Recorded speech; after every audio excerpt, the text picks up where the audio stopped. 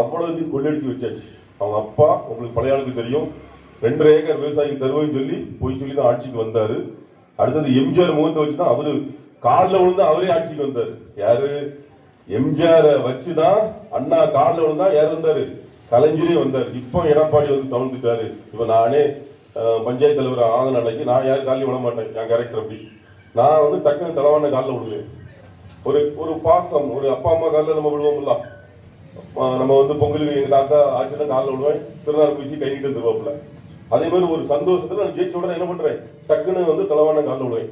அதை நீங்க போட்டோ எடுத்து இந்த அம்மா போட்டோ எடுத்து வச்சுட்டு தலைவர் வந்து காலில் விழுந்துதான் பதவி போயிட்டாருன்னு சொல்லி என்ன அர்த்தம்? அப்ப அவருக்கு ஒரு முதலமைச்சர் பதவி அந்த அம்மா இது பண்ணான்னு சொல்லிட்டு அவரு காலில் வளர்ந்து ஒரு நமஸ்காரம் பண்றாரு. அதான் எடுத்துட்டு காலில் விழுந்து இவரு அவர் பையனும் சரி, உதயநிதியும் சரி, அக்கா கனிமொழியும் சரி, ஃபுல்லா கிரிட்டிசைஸ் பண்ணி பண்ணி பண்ணி பண்ணி பண்ணி இந்த நாட்டு மக்களுக்கு எதுவும் செய்யலைங்க, நல்லா இருப்பீங்க, 6 லட்சம் கோடி கடன் வாங்கியாச்சு.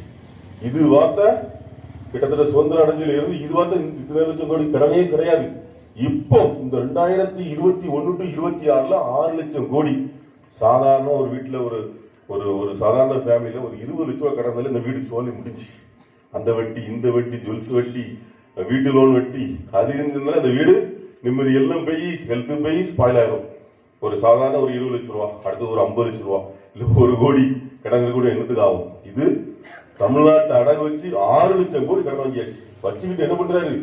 அவ்வளவு மீடியாவுக்கும் பைசா பேக்கேஜ். இப்ப நான் வந்து நீங்க எல்லாரும் படிச்சவங்களா இருப்பீங்க.